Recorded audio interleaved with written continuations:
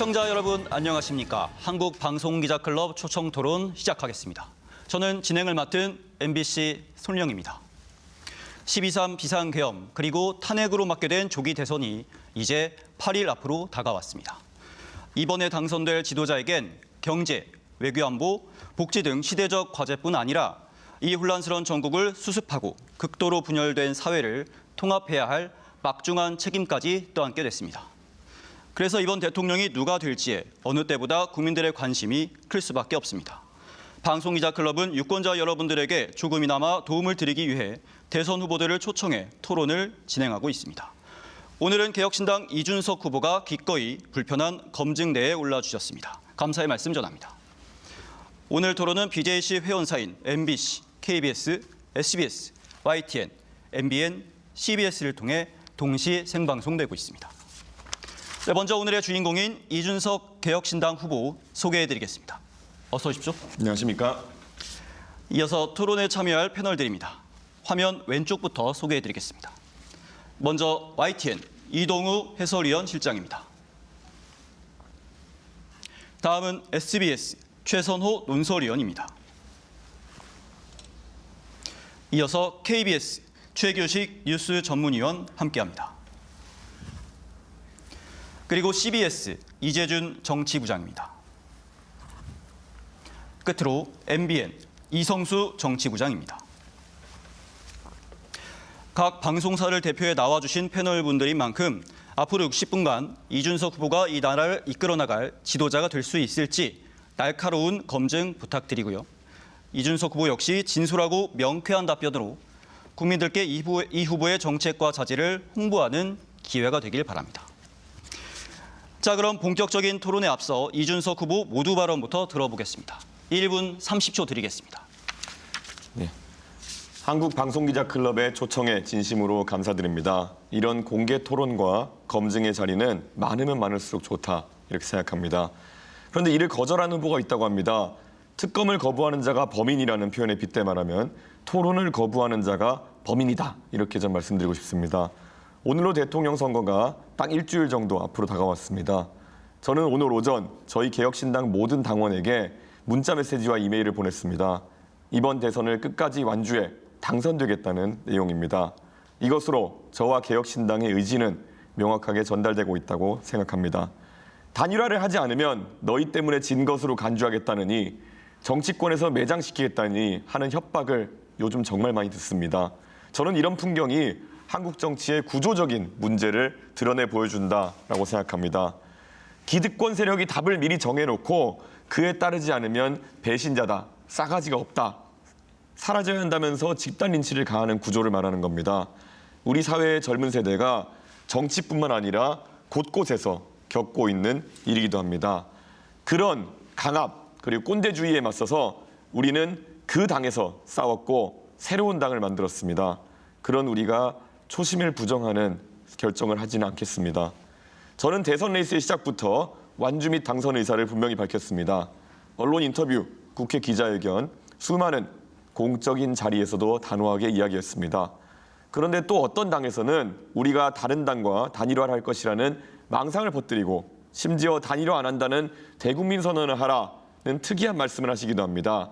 기자회견은 국민 앞에서 하는 겁니다. 그게 대국민 선언이지 뭐가 더 필요하겠습니까? 이것도 우리 정치의 폐단을 보여주는 일례입니다. 상대방의 말은 들으려고 하지도 않고 자기가 하고 싶은 말만 끝없이 증폭시켜가는 일방주의 정치 말입니다. 저는 대한민국의 선거가 정책과 공약 그리고 나라를 어떻게 이끌겠다는 비전을 가지고 맞붙어야 하는 것이지 단일화와 같은 정치 공학이 선거의 중심이 되어서는 안 된다고 생각합니다. 요즘 저는 유세 현장을 다니면서 분위기가 예사롭지 않다는 것을 실감합니다. 지금까지는와는 완전히 다른 정치 세력이 등장했음을 유권자께서 본격적으로 확인하고 계십니다. 그러한 변화가 각종 여론조사를 통해서 감지되고 거대 양당이 그래서 저와 개혁신당을 향해 부쩍 요즘 호들갑을 떠는 것 같습니다. 흔들지 않고 앞으로 나가겠습니다. 저희의 승리가 대한민국의 미래 희망의 승리라고 믿기 때문입니다. 오늘 토론회에서 허심탄회하게 많은 말씀 올리겠습니다. 무엇이든 열어놓고 토론하겠습니다. 토론하는 정부 이준석 정부가 되겠습니다. 네, 단일화를 다시 한번 거부하고 기득권 정치를 비판한다는 모두 발언 잘 들었습니다. 네, 토론 방식은 패널 한 분당 4분씩 주어집니다. 여기에는 후보 답변도 포함되는 시간입니다. 속도감 있게 진행해 주시길 부탁드립니다. 첫 질문은 YTN 이동우 해설위원 실장이 준비해 주셨습니다. 시작해 주십시오. 네, 이 후보님 최근 여론조사를 보면 10%에 이제 안착을 한 것 같습니다. 근데 여전히 이제 3위에 머물고 있는데요. 1위인 이재명 후보하고는 30%포인트 이상 차이가 나고요. 김문수 후보하고는 20%포인트 이상 격차가 나는 상황입니다. 이제 대선까지 딱 8일 남았습니다. 여론조사 전문가들은 이제 막판에는 이 사표 심리가 작용하면서 거대 양당의 그 후보로 표 쏠림 현상이 심화될 것이다 이렇게 예견하기도 하는데요. 이러한 현상을 극복할 수 있는 어떤 특단의 대책을 가지고 있는지 좀 궁금하고요. 또 이 후보는 현재 판세를 어떻게 분석하고 계신지도 궁금합니다. 답변 저는 부탁드립니다. 지금 우리 국민들께서 부정하기 어려우신 것이 이재명 후보와 김문수 후보의 개인적인 자질 측면에서 많은 실망감을 보일 만한 장면들이 나오고 있다는 것일 겁니다. 실제로 이재명 후보는 계엄 이후에 치러지는 선거인데도 불구하고 아직까지 지지율이 한 40%대 선에서 머무르고 있는 상황입니다. 그리고 김문수 후보 같은 경우에도 보수 진영의 전폭적인 지원을 받고 있음에도 불구하고 당 지지율보다 본인의 개인 지지율이 낮게 잡히는 조사가 많이 나오고 있습니다. 저는 이것이 양당 정치, 기득권 정치가 지금까지 대한민국 정치를 지배해왔다는 것을 보여주는 그런 징표라고 생각합니다. 이번 선거에서 저희 개혁신당과 이준석의 지지율은 1%, 2% 선에 출발해서 지금 방금 말씀해 주신 것처럼 두 자릿수 지지율에 달하는 곳까지 올라오게 되었습니다. 비율로 따지면은 4배, 5배 성장했다고 볼 수도 있는 것입니다. 저는 이런 급격한 성장세라고 한다면은 충분히 대한민국 국민들께서 남아있는 기간 동안에 또 기적을 만들어줄 수 있다 이런 생각을 하고 있습니다. 그리고 무엇보다도 사표 심리라고 하는 것이 저는 굉장히 정치공학적인 것이 선거에서 가장 능력이 출중하고 그리고 자신의 비전을 실천하기 위한 그런 이야기를 하는 사람에 대해 가지고 지지를 해주시는 것이 맞지 사표 심리 때문에 누가 싫어가지고 누구를 찍겠다 이런 투표를 했을 때 과연 우리 국민들의 투표 효용감이 높았겠느냐 이런 지적을 하고 싶습니다. 이번 선거 2030 중심으로 저에게 많은 지지세를 주고 있는 분들이 계십니다. 그분들은 오히려 이런 사표론이나 이런 것에 대해서 동의하지 않는 그런 젊은 세대입니다. 저는 그래서 이번 선거는 과거와 다르게 선거일에 가까워지면 가까워질수록 저희 득표율이 올라갈 것이다. 그리고 지난 총선에서도 동탄에서도 블랙아웃 피어리어드에 들어가기 전에 한 31% 정도 되는 지지율을 제가 받았었는데요. 그런데 제가 선거 투표함을 까보니까 42%가 넘는 득표율을 받았습니다. 그렇기 때문에 젊은 세대는 오히려 이런 아이디어를 계속 전파해 나가지 사표 심리 때문에 지지를 거두진 않을 것이다. 이렇게 확단합니다. 최근 이제 여론조사 얘기를 또 할 수밖에 없는데요. 네. 일부 이제 전화 면접 여론조사도 그렇지만 이제 ARS 여론조사 방식 같은 경우는 거의 다가 김문수 후보하고 이준석 후보 지지율을 합하면 이재명 후보를 이제 앞서고 있는 그런 상황인데요. 물론 이제 후보께서는 지금 모두 발언에서도 네. 뭐 일관되게 단일화는 없다, 완주하겠다 이렇게 이제 선을 긋고는 있는 상황인데 그럼에도 불구하고 이제 막판 단일화 이슈가 이제 아마 최대 이슈가 될 수밖에 없는 그런 상황인데요. 이번 대선 좀 전에 말씀을 하셨긴 했지만. 보수 후보 단일화 결코 없는 것인지 이제 다시 한번 좀 확답을 좀 부탁드리고요. 또 하나 국민의힘 이제 김용태 비대위원장이 공동정부 그리고 100% 개방형 국민 경선 이런 것까지 제안까지 했어요. 그래서 보수 유권자층에서는 이제 여전히 단일화에 대한 기대가 이제 큰 것도 사실입니다. 심지어 이제 이재명 민주당 후보조차도 단일화는 결국 성사될 것이다 이렇게 예견하기도 했는데요. 이 후보가 양보하는 형식이 아니라 이 후보가 단일화를 한번 주도해보는 방식은 어떤지 그런 생각은 안 해보셨는지 궁금합니다. 왜냐하면 이런 여론조사 결과를 종합해보면 김문수 후보로 단일화했을 때는 이탈표가 상당히 많이 나오지만 이준석 후보로 단일화한다면 이탈표가 최소화되면서 상당히 이제 시너지가 나는 뭐 그런 결과가 나오기도 하거든요. 그래서 이 방안에 대해서는 어떻게 생각하시는지 좀 궁금합니다. 저 개인이 정치를 하면서 이루고 싶은 목표가 있다면 언젠가는 젊은 세대가 자유롭게 자신들의 의견을 개진하고 더 이상 정치의 기득권 문화가 사라져서 누구든지 자유롭게 정치에서 자신의 뜻을 펼칠 수 있는 그런 세상을 원하고 있습니다. 그런데 제가 국민의힘이라는 당에서 당대표까지 지내고 2번의 선거를 승리로 이끌었음에도 불구하고 그런 공간 자체가 주어지지 않았습니다. 그것은 국민의힘이라는 당이 결국 틈만 나면은 결국 제주는 곰이 넘고 나중에 기득권이 앞으로 나서가지고 본인들에게 혜택을 누리려고 하는 문화가 있다는 것을 저는 너무 잘 알고 있습니다. 그렇기 때문에 이번 선거에 있어가지고 저는 그런 행보에 동참할 생각이 전혀 없습니다. 그리고 지금 지지율 추이가 일시적으로 산술합을 했을 때 저와 김문수 후보의 지지율을 합쳤더니 이재명 후보보다 높게 나온다. 그렇다면 그건 이준석의 공을 인정해야 되는 것입니다. 그런 추세가 나오기 시작한 것이 바로 1차, 2차 TV 토론이 시작되면서 그런 추세가 나온 것이거든요. 그 전까지 김문수 후보와 국민의힘이 과연 이재명 후보의 지지율을 약화시키게 해가지고 어떤 성공적인 행동을 했습니까? 한덕수, 김문수 단일화니 이러면서 추태만 보이고 결국에는 이재명 후보의 원사이드한 선거 분위기를 만들었고 그래서 이재명 후보가 급기야는 기고만장해가지고 대법원까지 겁박하는 사태가 나오지 않았습니까? 예나 지금이나 국민의힘은 이준석 없이는 정말 무능했던 겁니다. 그럼 지금 와가지고 이준석이 이재명 후보의 지지율을 어느 정도 깎아놓으니까 야 이준석 네가 희생해가지고 단일화하면 이길 수 있어 이렇게 얘기하는 거는 저는 전혀 들을 생각도 없고 이치에 맞지 않는다 생각하고요. 방금 말씀 주신 것처럼 제가 단일화 협상에 뛰어들어가지고 뭐 여론조사 경선이나 이런 걸 통해가지고 제가 이긴다 한들 저는 그 세력이 결국에는 어떻게 나올 것임을 잘 알고 있기 때문에 전혀 응할 계획이 없고요. 만약에 정말 이재명 후보를 막는 것이 대한민국을 위해서 굉장히 중요하고 그것을 위해 가지고 무엇이든 할 수 있다라는 국민의힘과 김문수 후보의 진정성이 있다고 한다면은 그냥 오늘 즉각 후보를 사퇴하시면 됩니다. 그러면 국민들께서는 이번에 합리적이고 계엄에서도 자유롭고 그리고 이재명 후보의 포퓰리즘에서도 자유로운 저 이준석으로 많은 표를 몰아주실 겁니다. 그 쉬운 길을 놔두고 계속 본인들의 욕심을 버리지 못하기 때문에 계엄을 일으키고도 어떻게든 말장난을 해가지고 집권해보려는 계획을 세운다는 것 자체가 저는 이해가지 않습니다.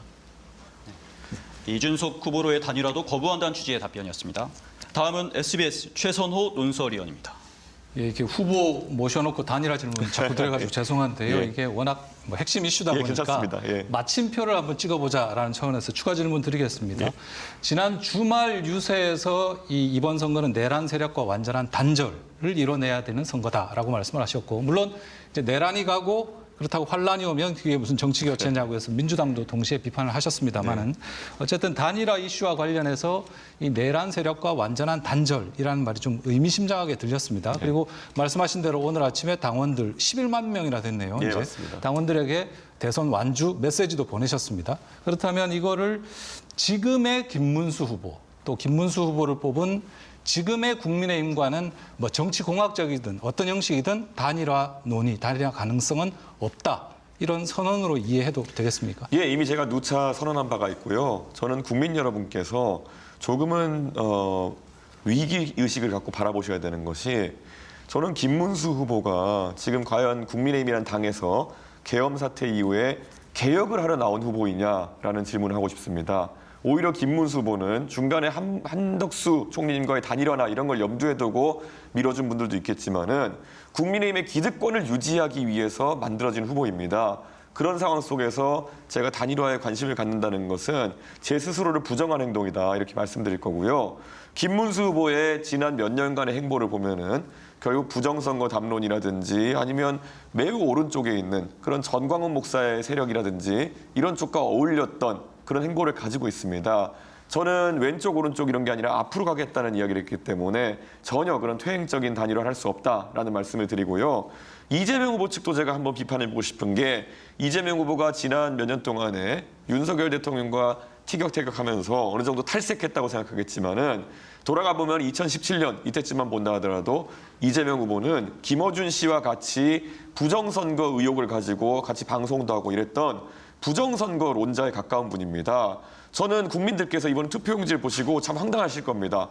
부정선거를 믿었던 분이 3분이나 투표용지에 올라와 있습니다. 계엄에서도 자유롭고 부정선거와 같은 음모론에서도 자유롭고 파퓰리즘에서도 자유로운 저 이준석이 아마 유일한 선택지라는 것은 투표용지를 받아보시면 보이실 겁니다. 이렇게 단호하게 선을 그으시는데도 불구하고 아마 국민의힘의 단일화 구애는 며칠 동안 계속 될 것 같은데요. 예. 앞서는 당권 줄게 단일화하자라는 친윤의 제안이 있었다는 폭로도 있었고 또 총리 제안, 공동정부 제안도 나왔습니다. 아마 사전투표일 직전까지 이런 그 막판 단일화 제안이 계속될 듯한데 마침표를 찍어보자는 차원에서 좀 질문을 드리겠습니다. 결론적으로 국민의힘이 희망하고 있는 김문수 후보를 위해서 이준석 후보가 사퇴하는 방식의 단일화. 이걸 숫자로 한번 이 단일화 가능성을 몇 %다 이렇게 말씀하신다면? 0%다 이렇게 말씀드리겠습니다. 그리고 만약에 제가 정말 대한민국을 걱정해서 그분들이 이야기하는 거라면은 김문수 후보가 빨리 사퇴하도록 설득하는 것이 옳을 것이다. 그러면은 저는 높은 확률로 이재명 후보의 집권을 막을 수 있다. 이렇게 말씀드리겠습니다. 왜냐 2030 세대는 확고합니다. 이준석은 찍을 수 있지만은 김문수, 특히 내란 무리와 동조했던 그런 김문수 전 장관을 찍을 수는 없다라는 의사가 있기 때문에 표의 합이 이루어지지 않습니다. 김문수 후보로 단일화됐을 때는. 그렇기 때문에 김문수 후보가 자연스럽게 사퇴하고 투표용지에 이준석과 이재명의 대결로 간소화시키는 것이 유일한 방법일 것이다. 이렇게 말씀드립니다. 네, 지금까지 단일화 관련 질문과 답변 이어졌고요. 다음은 CBS 이재준 정치부장. 다른 주제로 좀 넘어가 볼까요? 네, 후보님 박근혜 퀴즈로 정계 입문하셨고요. 윤석열 정권 창출에도 상당한 역할을 하셨습니다. 썩은 보수 도려내고 새로운 보수 싹을 틔우겠다. 스스로도 보수임을 명확히 하고 있습니다. 이 후보님 생각하는 진짜 보수는 무엇입니까? 본인이 입문하고 성장한 국민의힘과 어떤 차별성이 있다 말씀해 주시면 좋겠습니다. 저는 보수주의에 있어가지고 자유와 책임이 제일 중요하다고 생각합니다. 그런데 지금까지 전통적 보수, 지금까지는 60대 이상의 전통적 보수가 보수에서 주류였기 때문에 항상 전체주의적인 관점, 때로는 민족주의적인 관점, 때로는 일방주의적인 관점으로 정치를 풀어왔던 것이 사실입니다. 그런데 최근에 보수에 관심을 가지기 시작한 젊은 세대, 제가 소위 세대포이론이라는 것으로 2021년, 2022년에 보수 세력을 편입시켰던 그 세대 같은 경우에는 무엇보다도 자유, 그리고 개인 이런 것들을 중시하고 있습니다. 그리고 그들은 그에 따른 책임을 지겠다는 이야기를 하고 있는 겁니다. 그래서 저는 그들이 또 마찬가지로 전체주의적이고 일방주의적인 성향을 띠는 민주당에게 회의감을 느끼고 개혁신당에 관심을 가지고 있다 이런 생각을 하고 있습니다. 전 세계적으로 지금 젊은 세대가 다소 보수화의 경향을 갖고 있는 건 사실이지만 대한민국에서는 자유주의적이고 그런 개인주의적인 성향의 보수가 한 번도 정치 세력화한 적이 없습니다. 그렇기 때문에 저는 개혁신당의 목표가 거기 있다 보는 것이고 이번 대통령 선거도 그런 젊은 세대의 의지를 확인하고 또 그걸 더 창달하기에 좋은 기회다 이렇게 생각하고 있습니다. 네, 이재명 후보나 김문수 후보 모두 한뿔이다 이런 얘기를 하고 있습니다. 유권자들도 별반 차이가 없다 이렇게 보실 수도 있을 텐데요. 그런 상황에서 단일화를 끝까지 거부하다가 이제 불거질 수도 있는 모두 발언에서도 말씀하셨는데요. 패배 책임론 어떻게 생각하십니까? 저는 근데 패배 책임론을 물려고 하면요. 제가 예를 들어서 개인적인 사욕을 바탕으로 해가지고 뭐 탈당을 해가지고 공천 과정에 뭐 불복해가지고 탈당해서 그렇게 했다라면 저에게 그런 말 할 수 있을 텐데요. 저는 명시적으로 제가 국민의힘에서 당대표를 지내고 그 당에 새로운 지지층을 편입시키고 대선과 지선이란 전국 단위 선거 승리를 이끌었음에도 불구하고 저에 대한 허위 의혹 제기를 통해 가지고 생사를 잘라내듯이 도려낸 것이거든요. 저는 지금 와서 국민의힘이나 국민의힘 주변에 있는 분들이 저에게 배신자 담론이라든지 책임론을 물릴 수는 없다. 왜냐하면 그때 나갈 때도 보면요. 너무나도 등을 떠밀었어요. 그때 방송 나오는 분들 보면은 이준석이 나가면 우리 지지율이 오를 것이다. 이준석이 여성 지지율 안 나가게 묻고 있었는데 이제 여성 지지율 오를 것이다. 이런 예측까지 해가면서 등 떠밀었던 것이거든요. 그 뒤에도 저주의 언어를 계속 해왔고요. 저는 그런 상황 속에서 지금 와가지고 갑자기 태세전을 한다? 저는 그거야말로 기록에 남을 부끄러움이다. 이렇게 생각합니다. 저는 그래서 그런 배신자 담론이나 이런 것에는 전혀 기대지 않고요. 정의당의 사례를 보면은 지난번에 심상정 후보님이 나오셔가지고 한 2.3% 정도를 득표하셔가지고 0.7% 차이 대선에서 그런 어떤 비판을 좀 받으신 적이 있는데요. 정의당은 애초에 총선 때만 되면은 사실상의 제가 봤을 땐 이중대에 가까운 행보를 해왔습니다. 지역구는 민주당을 찍더라도 비례는 정의당을 찍어라 이런 식의 캠페인이 나오기도 했고요. 실제로 그런 상황 속에서 의석들을 배출하기도 했습니다. 그렇기 때문에 대선 때 정의당이 협조하지 않은 것에 대해 가지고 민주당의 유권자들이 강하게 비난할 수 있었지만은 지금의 국민의힘에 계신 의원들이나 아니면 유권자 중에 상당수는 이준석이 제발 나가라 이렇게 했던 분들입니다. 나갔더니 왜 지금 와가지고 그런 얘기 하시는지 부끄러운 줄 알아야지요. 제가 노무현 대통령의 말씀을 인용하자면은 그 말씀 꼭 드리고 싶습니다. 네, 한 가지만 더 간단히 여쭤보겠습니다. 네. 승패를 떠나서 이 후보님이 끝까지 완주할 경우에는 대선 이후에 있을 보수 진영 개편에서 주도권을 잡을 수도 있다. 이런 분석도 있습니다. 지금 단일화 끝까지 거부하는 그 측면에 이런 전략이 깔려 있다. 이렇게 보면 되겠습니까? 저는 대한민국 정치에서 우리가 양당 체제라고 하지만은 언젠가는 양당의 체제가 바뀌는 날도 올 것이다 이런 생각을 합니다. 영국도 양당 체제가 정립된 나라지만은 결국 보수당과 자유당의 경쟁 속에서 노동당이 어느 순간 치고 올라와서 보수당과 노동당의 경쟁으로 재편된 것입니다. 저는 이것이 대한민국에서 가능하다 보고요.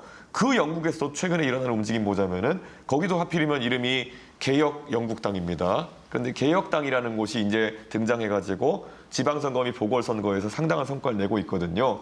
그 당과 저희 이념적 성향이 좀 다르긴 하지만은 양당제라 하더라도 대체하는 형식으로 정치 변화가 일어날 수 있다. 저는 그런 말씀을 드리고 싶고요.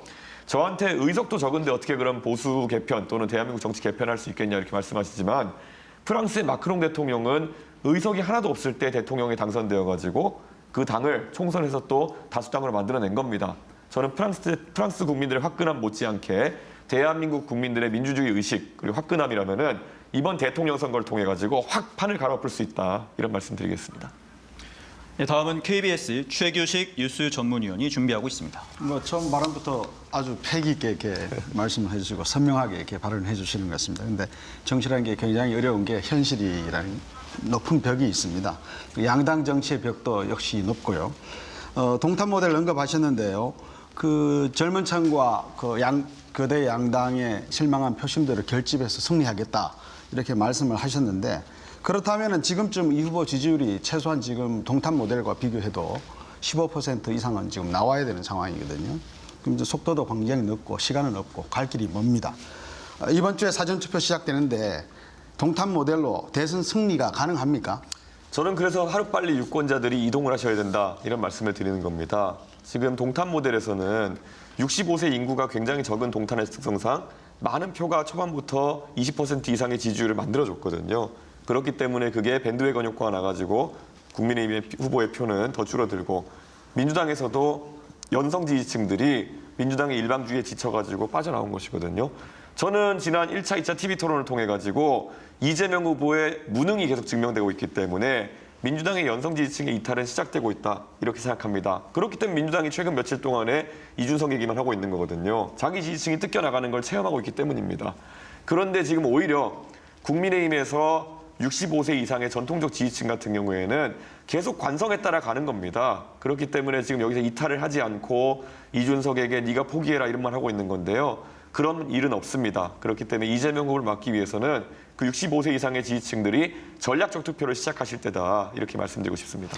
또 지역구 모델인 동탄 모델을 제가 뭐 저도 정치를 어느 정도 봐왔습니다만 지역구 모델과 또 대선하고는 또 다른 거 아니겠습니까? 그렇다면은 그 지역구 모델을 그대로 대선에 적용하는데 좀 무리가 있는 거 아니냐 이런 현실적인 질문을 하나 드리고요. 그러면 지금 상황에서 시간이 없는 상황에서 이 후보로서는 막판 승부수가 필요한 거 아니겠습니까? 준비해 주신 게 있습니까? 저는 유권자의 전략적 이동을 통해 가지고 충분히 실현 가능하다 이렇게 보고 있고요. 이재명 후보의 지지율이 40% 초반대까지 만약 떨어지는 상황, 이번에 3차 TV 토론 등을 통해서 그런 일이 발생하면은 유권자 지형에 큰 요동이 칠 것이다 이렇게 생각하고 있습니다. 왜냐하면 동탄 모델이라는 거는 4-4-2 정도의 비율을 기반으로 하고 있는 거거든요. 그때 동탄에서 민주당 후보가 39 그리고 제가 42, 국민의힘 후보가 17 요 정도 나왔던 걸로 기억하는데요. 저는 이재명 후보가 40 초반대로 내려오는 지지율 조사가 나오는 순간부터 유권자들이 움직일 수 있겠다 이런 생각을 할 것이라 봅니다. 그게 그 시점은 2차 마지막 TV 토론 그 이후라는 말씀인가요? 이미 움직임이 감지되고 있다 저는 이렇게 생각하고요. 제가 동탄에서 마지막 여론조사에서 아마 31%인가 받고 실제 투표에서 42% 받았을 겁니다. 그건 전국 단위 선거는 아무래도 미디어가 집중되고 이러다 보니까 그런 이동이 조금 더 가속화돼서 일어날 수 있다 이렇게 보고 있습니다. 구조적으로 양당 정치 속에서 3당 후보에게 이런 질문을 좀 더 각오할 수 있습니다만은 유권자들은 그래도 당장 내일 집권할 그 대통령 후보의 자질 못지않게 또 보는 것이 그 후보에 소속된 정당의 능력, 수권 능력, 그리고 함께할 인재풀이 충분하냐, 과연 맡겨도 안심할 수 있느냐 이런 거 보지 않겠습니까? 네. 현재 그 이준석 개혁신당 후보의 개인적인 능력 빼고 개혁신당의 인재풀과 수권 능력 어느 정도 몇 점으로 평가하십니까? 저는 개혁신당이 과거 아까 말씀드렸던 마크롱 대통령의 집권 시기에 비해서 당사가 약하냐 그렇다 보지 않습니다. 충분한 세력을 확보하고 있고 저희도 전문가 풀을 보유하고 있습니다. 그리고 무엇보다도 우리 국민들께서 한번 보셔야 되는 것이 이준석이 대통령이 되면은 압도적으로 새로운 협치 모델을 보여줄 것이라는 겁니다. 이준석의 정치가 상징하는 게 무엇입니까? 언제든지 토론하고 이의가 있으면 이야기하고 예전에 노무현 대통령께서 검사와의 대화 이런 걸 통해서 격의 없이 얘기하자 이런 얘기를 하셨을 때 저는 대한민국이 토론을 통해 가지고 발전할 수 있는 한 단계가 있었다 봅니다. 그런데 그것이 기득권에게 짓밟히고 그러면서 그런 시도가 좌절되었던 측면이 있는데요. 지금은 젊은 세대가 그런 것들을 너무 원하고 있습니다. 예전에 얼마 전에 제가 영국 전 총리인 리시 수낙 총리와 한 언론사 포럼에서 만나서 이야기했는데요. 영국은 가면은 영국 수상이 야당 대표와 수요일마다 만나가지고 PMQ라고 서로 토론으로 맞붙는 그런 이벤트를 진행합니다. 저는 제가 대통령이 된다고 한다면은 우선 양당에 가리지 않고 인재를 뽑아 쓰는 그런 인선을 할 것이고요. 그래서 협치 모델을 구축해가지고 그 안에서 우리 국민들이 볼 수 있는 곳에서 토론을 통해가지고 많은 문제를 해결해 나가는 모습을 보이겠다. 이런 약속을 드립니다. 네, 이번엔 MBN 이성수 정치부장 질문해 주시죠. 네, 이준석 후보는 마흔도 되지 않은 나이에 여당 당 대표가 됐고요. 대선 승리, 지선도 승리했다고 말씀하셨는데, 그래서 선거의 기재, 이제는 정치 구단의 반열로 오르는 그런 흐름이라는 평가까지 받고 있습니다. 그런데 어려운 시기에 서로 머리를 맞대고 고민했던 정치적 동지들이 최근 이 후보를 떠났습니다. 개혁신당 허은하 전 대표와 김용남 전 의원인데요. 이재명 대표를 지지 선언하는 그런 메시지도 나왔고 오늘 민주당이 입당까지 했습니다.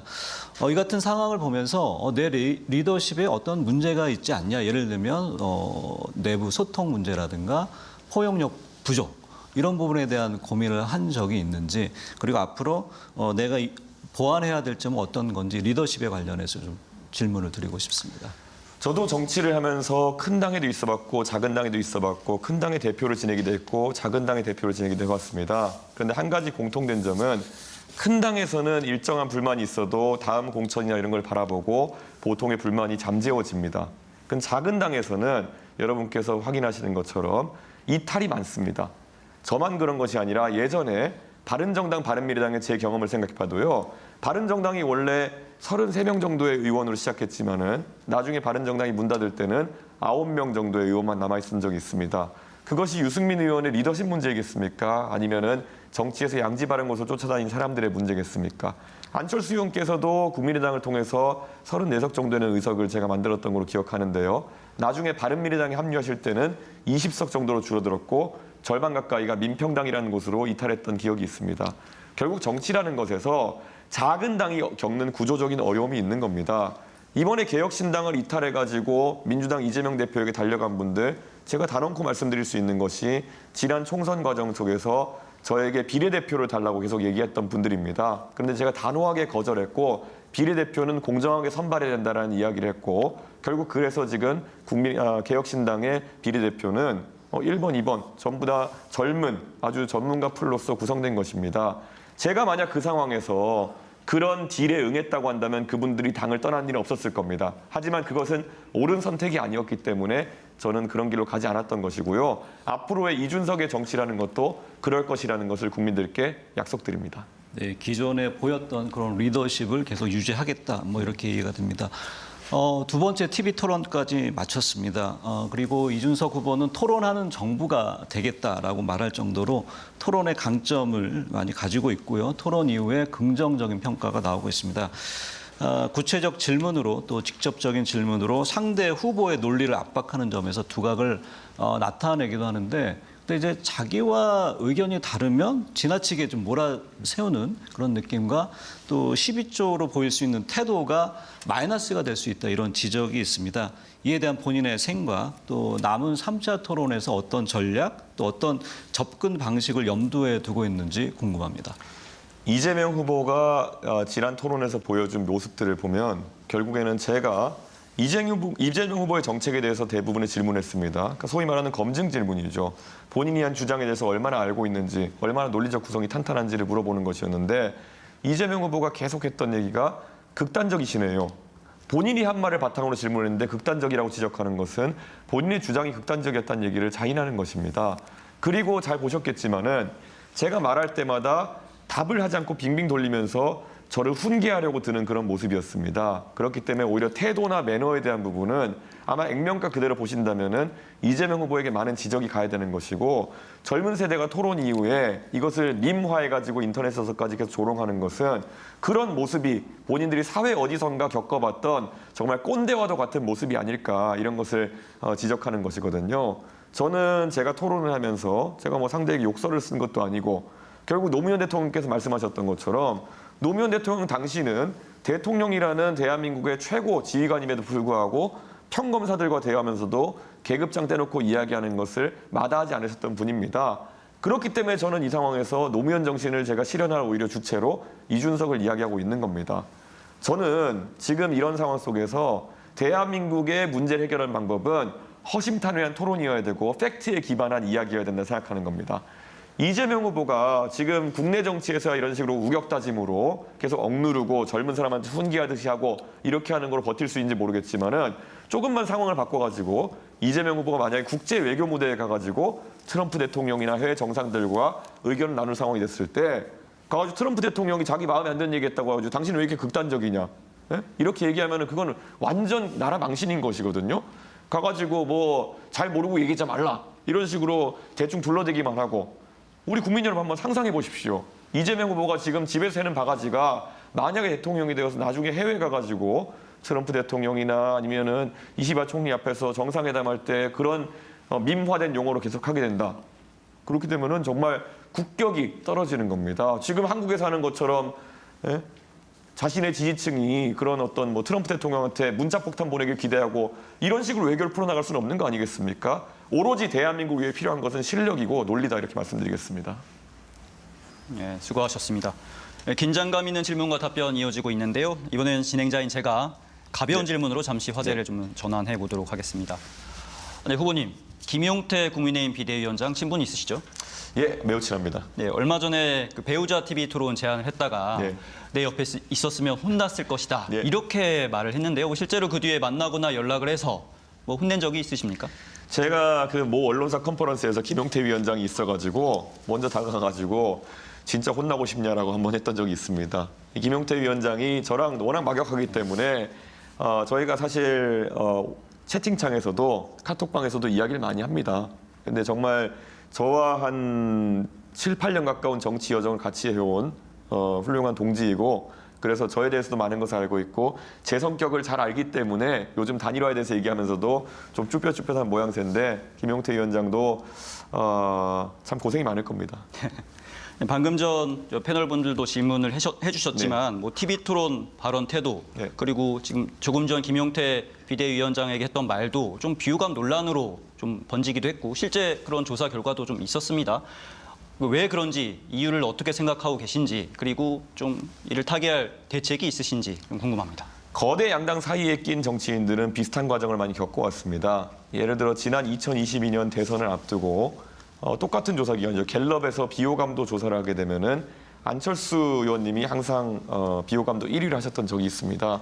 근데 실제로 안철수 의원은 어떤 행동 때문에 그렇다기보다는 양당에서 봤을 때 안철수 의원님이 눈에 가시처럼 보였기 때문에 우선 비호감 답변을 찍고 시작하게 돼 있는 것이거든요.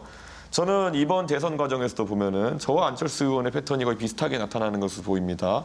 결국 토론 과정을 통해 가지고 그랬을 때 또 합리적인 이야기를 한다라는 인식 때문에 그런 조사들이 또 수치가 개선되는 것으로 보이고요. 저는 이거는 아까 제3당 정치하는 사람들의 약간 숙명과도 같은 지점인데요. 이거는 패턴화되어 있는 것이기 때문에 물론 제 개인이 발언하는 패턴이나 이런 것에 대해 가지고 불편하신 부분이 있다 그러면 제가 바꾸고 고쳐야 되고 더 노력해야 되는 부분도 있겠지만은 구조적인 부분에 대해 가지고는 어느 정도 유권자분들도 이해하실 것이다, 이런 생각합니다. 네. 젊은 남성층이 지지를 많이 보내고 있습니다. 반대로 말하면 특정 계층에 국한돼 있다라는 좀 지적도 좀 받을 수 있는데요. 확장성 측면에서 아무래도 한계로 작용할 수 있다라는 이유인데, 좀 이를 극복할 방안이 있습니까? 사실 보수 진영의 사람이 2030 세대의 지지를 받는다라는 것 자체가 확장성을 보여주는 것입니다.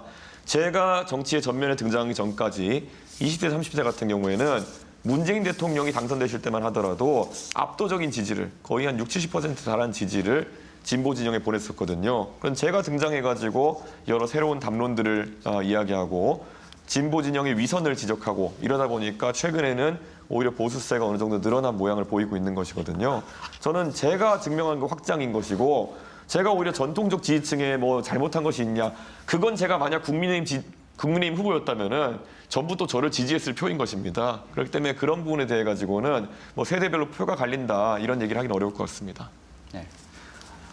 지금 여러분께서는 BJC 한국방송기자클럽 이준석 개혁신당 대선 후보 초청토론 함께하고 계십니다. MBC, KBS, SBS, YTN, MBN, CBS가 공동으로 생중계하고 있습니다. 예상보다 시간이 좀 초과돼서 패널 질문은 한 가지로 좁혀주시고 후보님도 질문을 좀 간략하게 좀 부탁드립니다. 다음 주제로 넘어가 보겠습니다. YTN 이동우 해설위원 실장 질문해 주시죠.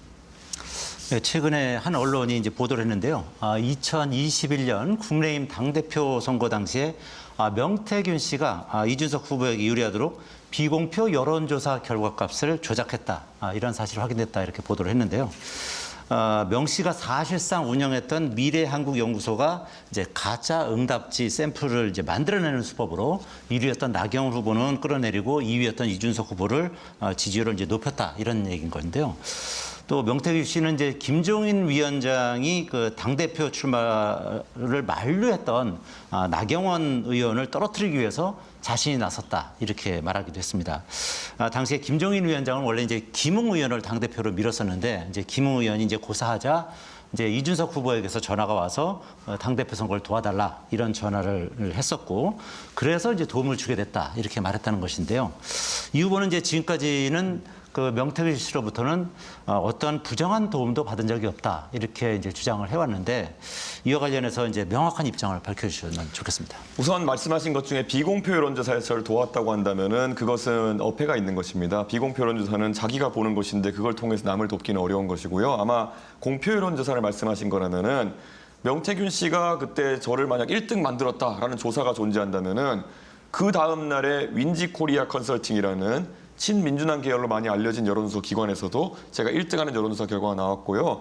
그 다음 날에도 계속 1등하는 조사가 나왔기 때문에 그 의혹을 받는 조사가 튄 결과가 아니었다 이렇게 말씀드릴 수 있고요. 두 번째로는 제가 그래서 아예 저 핸드폰에다가 그 김영선 의원이 명태균 씨의 전화번호를 주면서 그게 아마 5월 9일일 겁니다. 그때 전화 한번 해보라고 저한테 본 그 핸드폰 메시지함을 캡처해서 제가 올린 적이 있습니다. 저는 당연히 저한테 김영선 의원과 저의 친분이 있는 상황 속에서 저에게 전화 한번 해보라 해서 전화했던 것이고요.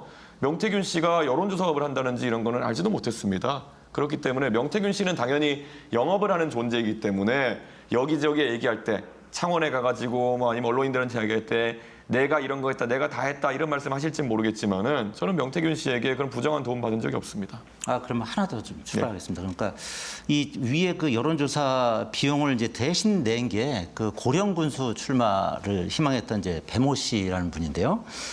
이 여론조사비에 한 600만 원 되는 거를 그 명태균 씨한테 이제 대신 지급했다는 거예요. 그래서 이 같은 내용을 이제 알고 계셨는지 그리고 이거 저 대신 그 여론조사 비용을 대납한 배모 씨와 친분 관계가 있는지 저는 배모 씨와 친분 관계는 없고 배모 씨가 가끔가다 명태균 씨가 데려와가지고 사진 한두 번 찍은 기억이 있습니다. 그리고 배모 씨가 저한테 뭐 그걸 대납했다는 건 저는 전혀 모르는 것이 배모 씨가 실제 저한테 대납을 하겠다 하고 대납을 했으면은 제가 국민의힘 대표 있을 때 그분에게 공천이라는데 편이라도 제공하지 않았겠습니까? 근데 그분은 공천을 받지도 못했고요. 저는 우선 그 여론조사에 있어가지고 그게 머니투데이가 의뢰하고 P&R이 진행한 조사라는 걸 겁니다. 잘 보시면은 1회차, 2회차, 3회차까지는 아마 제 이름이 등장하지도 않을 겁니다. 그러니까 애초에 제가 만약에 그 조사를 기획하고 저를 위해서 그 돈을 냈다고 한다면은 1회차, 2회차, 3회차에 제 이름이 등장해야 될 거 아니겠습니까? 그런데 아마 4회차인가부터 제가 아마 이름이 등장할 겁니다. 그렇기 때문에 애초에 그 조사는 저를 위해서 기획된 조사가 아니라는 것이 명징합니다. 네, 이어서 MBN 이성수 정치부장 질문해 주십시오. 네, 경제 활성화를 위한 주요 방안으로 이 후보는 지역별 또는 이주 노동자에 대한 최저임금 차등 적용을 핵심 공약으로 내세우고 있습니다. 일부에서는 이를 두고 합리적이다 또 용기 있는 지적이다 이런 호응하는 분들도 있지만 젠더 갈등을 비롯해서 이준석의 정치는 결과적으로 사회를 분열시키는 그런 측면이 있다. 갈라치기로 이어져 왔다 이런 비판도 나오고 있습니다. 이에 대한 후보의 입장이 무엇인지 그리고 토론 과정에서 말씀하셨듯이 국민의힘 후보가 2030의 지지를 받았다는 것 자체가 확장성이 있다는 게 아니냐 말씀하셨는데 또 그 이상에서의 연령대에서는 지지율이 상대적으로 낮은 그런 모습입니다. 이런 부분에 대한 대책, 보완 어떤 것이 있는지 말씀을 듣고 싶습니다. 저는 아마 이번 TV 토론 과정을 통해 가지고 누군가에게 갈라치기라고 지목하고 혐오라고 지목하는 것이 예전에 우리가 한 3, 40년 전에 누군가가 통일에 대해서 조금 다른 생각을 가지고 있으면은 빨갱이다 이렇게 지적했던 것과 비슷한 그냥 의미가 없는 그냥 지적이라는 얘기를 아마 이해하시게 될 겁니다. 실제로 토론장에서 권영국 후보님이 저에게 당신은 갈라치기야 막 이렇게 계속 얘기하셨지만 저는 일관되게 제가 갈라치기를 한 사례, 구체적인 발언이나 행동, 법안 입법한 사례 하나만 들어주십시오 이렇게 얘기했는데 권영국 후보님이 자신 있게 말씀하시다가 사례를 제시하지 못하셨어요. 그러니까 그런 이미지 공격에 가까운 공격이었다 이렇게 생각하고요. 저는 그리고 지금 최저임금의 자율화를 저희가 이야기하고 있는데요. 저희가 이야기하는 것은 지방자치단체와 지방의회에서 최저임금의 일정 폭을 조정할 수 있게 하자는 것인데요. 저는 이것이 어떻게 갈라치기나 아니면은 분열이 될 수 있는지 잘 모르겠습니다. 저는 그래서 제가 요즘 이런 질문 받으면은 만약 민주당 분들이 물어보면 이렇게 답합니다. 민주당은 지금까지 계속 최저임금을 올리자는 이야기를 해왔는데 그럼 자율화가 돼가지고 전라도 예를 들어 담양군 정도 되는 지역에 갑자기 의회와 지자체가 최저임금을 정해야 한다면은 올리실 겁니까? 내리실 겁니까? 이렇게 물어봅니다. 민주당 지자체라 그러면 올려야 되지 않겠습니까? 그리고 국민의힘에서는 이걸 낮추자고 조정하는 분들이 있었는데 그러면은 예를 들어 경북 영양이면은 낮추겠습니까? 올리겠습니까? 이렇게 물어보면은 어떻게 행동할까요?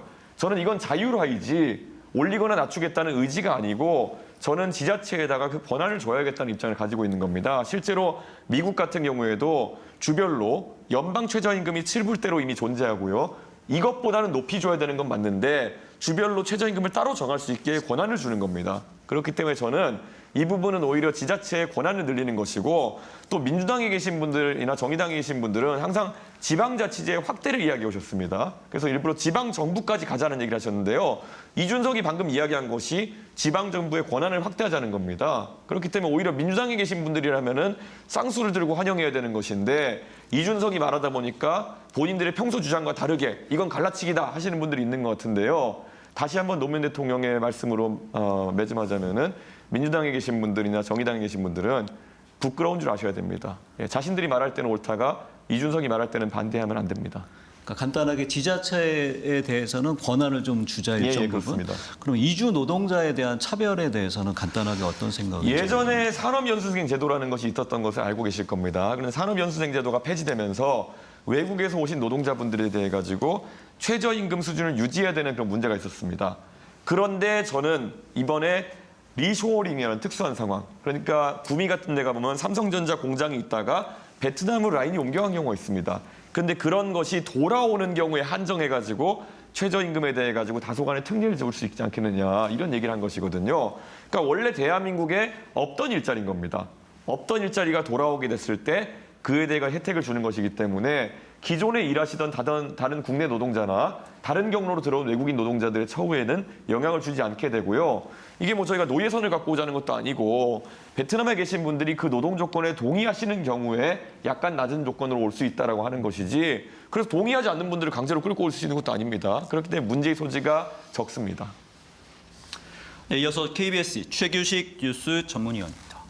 네, 이재명 후보 같은 경우는 지금 보면은 그 고령층 소득 공백 해소를 위해 가지고 정년 연장을 추진하겠다 이렇게 밝히고 있고 김문수 후보 같은 경우는 법제보다는 그 재고용이나 정년 연장 아니면 정년 폐지 등을 기업이 자율적으로 결정하도록 하겠다 이런 입장입니다.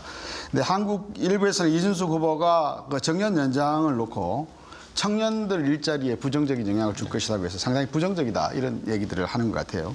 근데 지금 한국 경제가 저성장 사회로 들어갔고 고령화 때문에 경제 활동 인구 자체가 줄어들고 있습니다. 잠재 성장률을 높이기 위해서는 경제 활동 인구를 높여야 되는데 그렇다면 정년 연장은 불가피하다라는 게 정년 연장이라기보다는 좀 더 나이가 들어서도 일하도록 해야 된다는 것이 학계의 전반적인 공감대가 있는 것 같습니다. 근데 정년 연장에 대한 이 후보의 입장을 한번 밝혀주시죠. 제가 몇 차례 언론 인터뷰에 밝힌 바가 있는데요. 저는 정년 연장도 검토해 볼 수 있다는 입장입니다. 하지만 이재명 후보처럼 그냥 정년 연장하고 나가지고 청년 일자리가 줄어들지 않습니다. 이런 그냥 뜨거운 아이스 아메리카노 같은 그런 이야기를 하면은 안 되는 거거든요. 저는 만약에 정년 연장을 젊은 세대에게 설득하기 위해서는 타협이 필요하다는 생각을 합니다. 최근에 많은 화두가 된 것이 국민연금입니다. 그렇다면 만약에 정치권에서 이끌어낼 수 있는 합의라는 것은 국민연금의 부실화를 막기 위해 가지고 국민연금의 수급 개시 연령을 조금 뒤로 늦추는 것을 조건으로 해가지고 일정 기간 정년을 연장하는 것에 합의하면 어떻겠느냐. 이런 정도가 타협안으로 나와야 되는 거지. 지난번에 국민연금 합의에 있어서도요. 아니 수급하는 사람들은 바로 4% 더 수급하게 만들고 그다음에 이 보험료 부담은 젊은 세대가 늘려나간다? 이렇게 하면 누가 거기에 동의하겠습니까? 그러니까 저는 이런 세대 간의 화합을 위해 가지고는 오히려 그런 조정안을 만들어낼 수 있는 능력이 필요한데 이재명 후보가 지금 그런 것 없이 정년 연장해도 청년 일자리가 줄어들지 않는다. 뭐 이런 얘기는 말 그대로 청년을 우습게 보는 것이다. 이렇게 생각하기 때문에 저는 제가 만약에 정년 연장을 사회적으로 합의한다고 한다면 연금 수급 개시 연령의 조금 연장 그리고 한편으로는 임금 피크제의 조금 더 적극적인 적용 그리고 최근에 한국은행의 보고서에 따르면은 고용 조건을 좀 바꿔야 된다. 만약에 고용 연장이 된다 하더라도 정년 연장이 된다 하더라도 퇴직 후 재고용 형태로 가가지고 좀 여러 가지 조건을 바꿀 필요가 있다. 이런 합리적인 안에 대해서는 저도 얘기해 볼 생각이 있습니다. 네, 이제 토론이 후반부로 접어들었습니다. 이제 시간이 얼마 남지 않았는데요. 더 많은 주제를 좀 시청자 여러분들께 전달해드리기 위해서 후보님 조금 더 간결한 답변 부탁드립니다. 하겠습니다. 네, 이번에 SBS 최선호 논설위원이 준비하고 계십니다. 예, 조금 전에 안 그래도 연금 얘기가 나와서 연금 질문 드리겠습니다. 이제 기존 가입자는 구연금 그리고 특정 세대부터는 이제 신연금에 가입하는 연금 분리안을 말씀을 하셨는데요. 그래서 이게 아마 이제 말씀하신 대로 청년 세대가 가지고 있는 연금이 고갈될 경우 나는 내고 제대로 받지 못한다. 그리고 세대가 좀 불리하다. 이런 부분을 좀 해소할 수 있는 방안이고 실제로 이제 지난해 KDI에서도 한번 검토해 볼 수 있는 합리적인 안이다. 이런 평가도 있었습니다. 근데 그럼에도 불구하고 KDI도 지적했지만 이게 한 600조 넘는 국가 재정이 어차피 투입돼야 되는 문제고 지금 연금을 분리하나 분리하지 않으나 국가가 법적으로 이걸 지급 보장하는 법제가 아직 마련돼 있지 않지 않습니까? 그래서 그러니까 해결해야 되는 문제는 또 여전하고 그다음에 또 하나 이제 기대 수익비라고 그러지 않습니까? 낸 돈에 비해서 받는 연금이 분리했을 경우에 오히려 신연금 가시는 분들은 기대 수익비가 낮아지지 않느냐. 그래서 이게 조삼모사 같은 아니다 이런 비판도 있습니다. 이런 비판까지 다 포함해서 신구연금 분리제도의 강점이랄까 이걸 좀 구체적으로 이행하는 방안에 대해서 설명 부탁드립니다. 예, 현 제도대로 그대로 가게 되면은 지금은 609조 정도의 부실을 우리가 막고 갈 수 있지만은 앞으로 한 50년 정도, 60년 정도 시간이 지나면은 일부 조사에 따르면은 2경원 정도의 부실이 생길 수 있다 합니다. 2경은 2천조가 아니라 2만조입니다. 그렇기 때문에 대한민국이 그냥 국민연금 체계가 무너질 거라는 건 명확하고요. 저는 이 국민연금에 있어가지고 과거 노무현 대통령께서는 더 내고 덜 받기의 개혁을 성공시켰습니다. 그런데 최근에 여야가 합의한 것은 더 내고 더 받기라는 미명하에 그냥 한 몇 년 정도 지금 생명줄 달아놓은 것이거든요. 저는 근본적인 개혁이 필요하다 이렇게 생각하고요. 609조가 커 보이겠지만은 지금부터 재정에서 조금씩 투입해 나가는 것이 그래도 상책이다 이런 생각을 하고요. 609조면 우리가 국채를 발행한다 또는 국채 이자율로 환산한다고 했을 때 연 15조에서 20조 정도 되는 부담이 아마 추가될 것으로 보입니다. 저는 대한민국이 이것을 감당해 나가기 시작해야 미래 세대에 대한 부담이 줄어든다 생각하고요. 더더욱 그래서 제가 재정에 민감한 겁니다. 이재명 후보가 뭐 100조 AI부터 시작해서 15조에 해당하는 간병비 일부를 지원하겠다 이런 얘기를 너무 서슴없이 하는 것에 대해서 그래서 제가 TV 토론에서 지적했던 것입니다. 네, 뜨거운 토론이 벌어진 사이에 벌써 시간이 11시 48분을 가리키고 있습니다. 이어서 CBS 이재준 정치부장 질문해 주십시오. 네, 이제 8일 남았습니다. 대선 이후 개혁신당의 미래에 대해서 궁금해하는 분들이 많습니다. 만약에 이 후보님이 대선에서 이기더라도 지금의 의석수로 국정 운영이 가능하겠냐 이런 지적이 있습니다. 반면에 패배로 끝난다. 그럴 경우에 국민의힘을 흡수할 수 있다고 보시는지요? 이렇게 한번 요약해서 여쭤보겠습니다. 그러니까 대선에 승리했을 때와 실패했을 때 개혁신당의 진로에 대해서 설명해 주십시오. 대선에 승리했을 때 대한민국 국민들께서는 제가 아까 설명드린 것처럼 압도적으로 새로운 협치 정부를 보게 되실 것이다. 이렇게 말씀드립니다. 내각은 젊어질 것이고 전문가들이 내각에 참여하게 될 것입니다. 저희가 19개 부처를 13개 부처로 줄여서 효율화하고 3명의 부총리를 둬가지고 전문가들이 통화를 할 수 있도록 하겠다. 이렇게 말씀드렸는데요. 저는 그런 압도적 협치 정부 보시기 위해서는 이준석에게 소중한 한 표 부탁드립니다. 그리고 개혁신당이 만약 집권에 실패한다 하더라도요. 개혁신당은 선명하게 앞으로 저희의 독자 노선을 갈 계획입니다. 물론 국민의힘에서도 일부 개혁적인 의원들이나 이런 분들이 동참을 하겠다는 의사를 밝힐 수도 있지만요.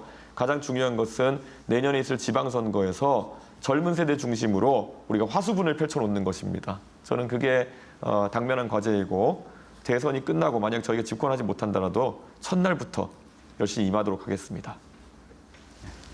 네, 준비된 시간이 거의 다 됐는데요. 저도 질문을 하나 더 드려보도록 하겠습니다. 부끄러운 줄 알아라. 조금 전에도 말씀하셨고 오늘 노무현 전 대통령 인용을 많이 하셨어요. 그리고 최근 유세 현장에서도 노무현 정신을 부쩍 강조하고 계십니다. 역대 대통령 중에 가장 잘했다고 평가하는 대통령이 있다면 누구십니까?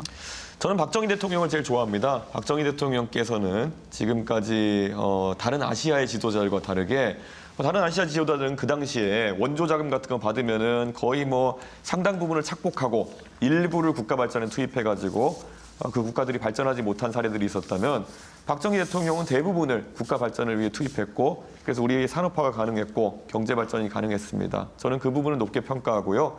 다만 박정희 대통령의 제4공화국으로의 전환, 유신에 대해 가지고는 저는 그건 아주 잘못된 일이었다. 그게 박정희 대통령의 몰락의 계기였다라는 점을 밝히고 싶습니다. 그리고 또 노무현 대통령 같은 경우에도요. 아마 제가 85년생이라서 그런지 모르겠지만요. 저희 세대에게는 소탈함이라는 것이 무엇인지, 탈곤이라는 것이 무엇인지에 대해서 모델을 만들어주신 분입니다. 그렇기 때문에 노무현 정신이라고 하는 것은 일부 친노의 그런 전유물도 아니고요. 대한민국의 그 세대의 사람들이 항상 새기고 있는 그런 탈권위의 상징이다 이렇게 말씀드리겠습니다. 네, 잘 들었습니다. 네, 짧게 추가 질의 가능할 것 같은데 어느 분이 해주시겠습니까? 네, 이동우 해설위원 부탁드립니다. 최근 홍준표 전 대구시장이 네. 벌써 이제 웃으시는 거 보니까 상당히 이제 좋은 내용을 말씀하셨어요. 그러니까 이준석 후보에 대한 투표는 사표로 전락하는 것이 아니라 미래에 대한 투자다 이렇게 밝혔는데요. 사실상 이준석 후보를 열렬히 응원한 것이다 이렇게 볼 수 있을 것 같은데 사전에 홍준표 전 시장하고 좀 교감한 내용이 있는지 이제 첫 번째 궁금하고요. 두 번째는 사실상 이 내용은 어떻게 보면 선거 막판에는 사표 심리 작용이 될 가능성이 굉장히 크다. 이런 어떻게 보면 이제 역설이라고 볼 수도 있을 것 같은데 이에 대해서 어떻게 생각하실지 궁금합니다. 홍준표 시장님과 저는 4년째 교감해오고 있습니다. 그렇기 때문에 최근에 어떤 저희의 행동이라는 것이 특별하게 보이시지는 않을 겁니다. 그런데 저는 홍준표 시장도 그런 어떤 사표 심리 같은 것들이 동작할 가능성이 있고 특히 국민의힘에서 그런 것들을 전략 삼아가지고 젊은 세대의 정치를 짓밟으려 할 가능성이 있다는 걸 아시기 때문에 적시적소의 그런 메시지를 내주신 것이 아닌가 그런 생각을 하고요. 제가 항상 말씀드리듯이 홍준표 시장이 꿈꿨던, 홍준표 대표님이 꿈꿨던 젊은 세대의 목소리가 조금이라도 반영될 수 있는 그런 정치 문화의 확립이라는 것은 저희 개혁신당이 담아내가지고 끝까지 이뤄낼 수 있도록 그렇게 하겠습니다. 사전에 교감은 좀 없었습니까? 교감은 많이 합니다. 예, 사실 어제도 홍준표 시장님이 시차가 있기 때문에 요즘은 메신저를 통해서 대화합니다만은 좋은 말씀을 주셔가지고 또 이런 단일화나 이런 것에 대해 가지고 저희가 또 확고한 입장을 또 밝히게 됐습니다. 예. 단일화와 관련해서 김문수 그러니까 본인이 이제 나서는 단일화도 거부하겠다 이런 맥락으로 들었는데요. 예. 그러니까 이제 사퇴를 하면 되지 내가 국힘하고 단일화는 없다 이렇게 말씀하셨습니다. 다시 한번 좀 재확인하고 싶은 질문인데 어떻습니까? 예, 김문수 후보님께서 사실 이번 선거에서 엇박자가 많이 나신 건 사실입니다. 한덕수 총리와의 단일화 해프닝도 그랬고요. 경선 과정에서는 또 그렇게 단일화 하실 것처럼 얘기하시기도 했고요. 그리고 김문수 후보 당신께서도 지금까지 여러 정치 역전을 걸어오셨겠지만은 한 5개월 전으로 돌아가 보면은 본인이 대선 후보가 되어서 지금 나오신 걸 상상하셨겠습니까? 그래서 준비가 덜 되셨다는 인상을 많은 사람들에게 주시는 겁니다. 토론 과정에서도 봤을 때 저는 이제는 젊은 세대에게 양보하실 수도 있지 않겠나 그런 생각을 하고 있고요. 다만 이걸 제가 뭐 과하게 종용한다든지 아니면 여기에 조건부로 뭘 건다든지 하는 것은 저희의 진정성을 의심받을 수 있기 때문에 유일한 어떤 그런 1대1 구도의 가능성은 김문수 후보께서 미련 없이 사퇴하시는 것이다. 이 정도의 안내만 하려고 합니다. 네, 이제 토론을 정리해야 할 시간이 됐습니다. 워낙 솔직하게 답변을 해주셔서 1시간도 짧게 느껴졌던 것 같은데요. 저희가 질문을 드리지 못한 것 중에 좀 아쉬운 부분이 있다, 더 하고 싶은 말씀이 있다 그러면 하실 수 있도록 저희가 1분을 드리겠습니다. 네. 대한민국 국민 여러분, 지금까지 이준석이 정치해온 모습을 보면서 어떤 것을 느끼십니까? 저는 적어도 일관된 정치를 하려고 애써왔습니다. 젊은 세대가 항상 사회에서 겪는 너는 조금 더 기다려도 돼, 너는 더 배워야 돼, 이런 이야기를 들으면서 가스라이팅 당하던 모습, 저는 너무나도 우리가 극복해야 될 모습이다 이렇게 생각했습니다. 그래서 항상 누구보다도 당차게 이야기하려고 했고 누구보다도 솔직하게 이야기하려고 했고 누구보다도 미래지향적으로 이야기하려고 했습니다. 저의 이런 모습이 만약 평가받을 만하다면은 이번 선거에서 기존의 정치공학이 아니라 기존의 관성이 아니라 완전한 새로움으로 젊은 세대에게 투자하는 한 표를 행사해 주십시오. 제가 이번 선거에서 받아들이는 한 표 한 표는 여러분의 자녀, 손자, 손녀가 바라보면서 우리도 젊을 때도 우리가 의지를 가지고 이야기하고 노력하면은 우리 기성세대가 우리를 지원해 주는구나 라는 인상을 받을 수 있게 하는 그런 한 표가 될 것입니다. 여러분의 소중한 한 표가 대한민국을 바꿀 것입니다. 내일을 준비하는 대한민국이 여러분을 빼놓지 않도록 모두 투표 부탁드리겠습니다. 네, 수고하셨습니다. 네, 60분간 생방송으로 진행된 토론, 뜨거운 논의가 이루어졌는데요. 여러분들 어떻게 보셨습니까? 오늘 성의 있는 답변 주신 이준석 후보 감사드립니다. 그리고 귀한 시간 내주셔서 수준 높은 질문 이어가 주신 패널 분들도 수고 많으셨고요. 토론회는 여기서 마치겠습니다. 끝까지 시청해 주신 여러분 고맙습니다.